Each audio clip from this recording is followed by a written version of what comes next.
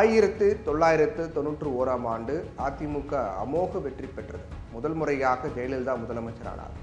1989ஆம் ஆண்டு சட்டசபையில் நடைபெற்ற வன்முறை சம்பவத்தை அடுத்து திமுகவினர் தன்னை தாக்கி மானபகப்படுத்தியதாகவும், இனி முதலமைச்சராக தான் கோட்டைக்கு திரும்புவேன் என்றும் சபதமிட்ட ஜெயலலிதா தன்னுடைய சபதத்தை வெற்றிகரமாக நிறைவேற்றினார். ஆனால் முதல்ல அதிகாரம் கைக்கு வந்ததால் இனி தமிழக மக்கள் தொடர்ந்து தன்னை தான் ஆதரிப்பார்கள் அப்படிங்கிற முடிவுக்கு ஜெயலலிதா வந்துட்டார். இதனால வளர்ப்பு மகன் ஆடம்பர திருமணம், அமிர்தாஞ்சன் பங்களா, திருதாவூர் பங்களா அப்படின்னு வரிசையாக அவரது ஆட்சியில் தவறுகள் தொடர்ந்துச்சு. அன்றைக்கு ஜெயலலிதாவுடன் காங்கிரஸ் கட்சி கூட்டு சேர்ந்ததால காங்கிரஸே இரண்டாக பிளவுபட்டு தமிழ் மாநில காங்கிரஸ் உருவானது. ஜெயலலிதா தமிழகத்திற்கு மீண்டும் ஆட்சிக்கு வந்தால் தமிழகத்தை ஆண்டவனாலே கூட காப்பாற்ற முடியாது அப்படின்னு ரஜினிகாந்த் பகிரங்கமா பேசினார். இதனால் முதலமைச்சரான அடுத்த தேர்தலிலேயே 1996ஆம் ஆண்டு திமுக தமாக அமோக வெற்றி பெற்றது. அதிமுகவிற்கு 4 இடங்களே கிடைச்சது. பர்கூர் தொகுதியில ஜெயலலிதாவின் தோல்வியை தழுவினார். ஜெயலலிதா கைது செய்யப்பட்டார். சொத்து குவிப்பு வழக்கு அவர் மீது தொடரப்பட்டது. இதையடுத்து அதிமுகவின் வரலாறு முடிக்கப்பட்டு விட்டதாகவே பேச்சுக்கள் இருந்துச்சு. ஆனால் 2001ஆம் ஆண்டு ஜெயலலிதா மீண்டும் எழுச்சி பெற்று விடாமுயற்சியோட மெகா கூட்டணியை உருவாக்க முனைந்தார்.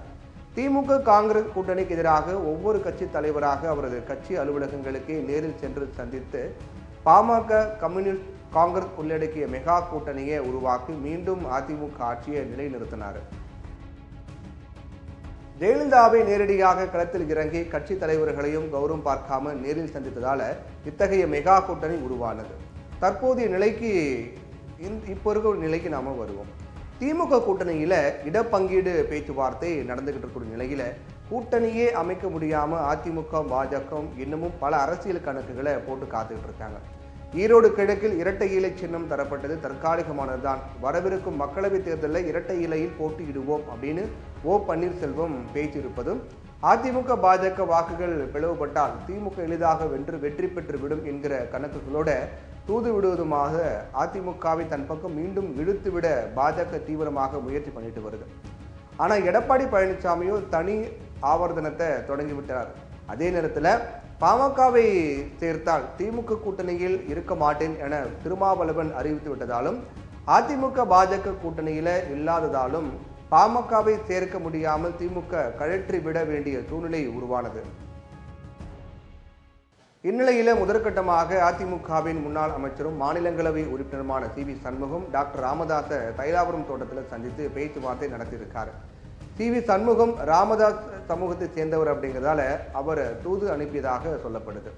அப்போ பாமக 10 தொகுதிகள் வரை எதிர்பார்ப்பதாக டாக்டர் ராமதாஸ் சொன்னாராம். ஆனால் 7 தொகுதிகளை தர தயார் அப்படின்னும், அதில் 6 தொகுதிகள் பாமக விரும்பும் தொகுதிகளையே ஒதுக்குகின்றோம் அப்படின்னும் அதிமுக தரப்புல உறுதி தரப்பட்டதாகவும் சொல்லப்படுது.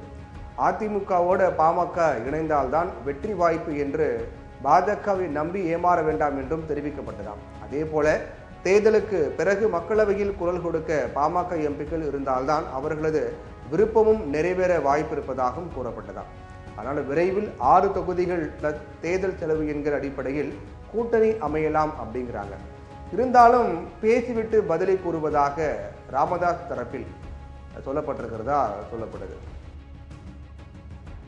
இதனிடையே பாஜக சார்பிலையும் பாமகவை அணுகியிருக்காங்க.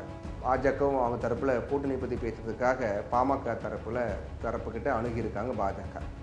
அப்போ பாமக அதே போல 10 தொகுதிகள் தரணும், அமைச்சர் பதவியும் தருவதா வாக்குறுதி கொடுக்கணும் அப்படின்னு பாமக தரப்புல சொல்லப்பட்ட 8 தொகுதிகள் வரை தருவதாக பாஜக தரப்புல சொல்லப்பட்டிருக்கிறதா. இருந்தாலும் பாமக நிர்வாகிகள் பெரும்பாலானோர் இப்போதைக்கு அதிமுகவோட கூட்டணி அமைத்து ஒரு சில இடங்களிலாவது வெற்றி பெறுவோம், எலெக்ஷனுக்கு அப்புறம் நிலைமைக்கு ஏற்ப முடிவெடுத்துக் கொள்ளலாம் அப்படின்னு வலியுறுத்தப்பட்டிருக்கிறதா தகவல்லாம் தெரிவிக்கப்பட்டது.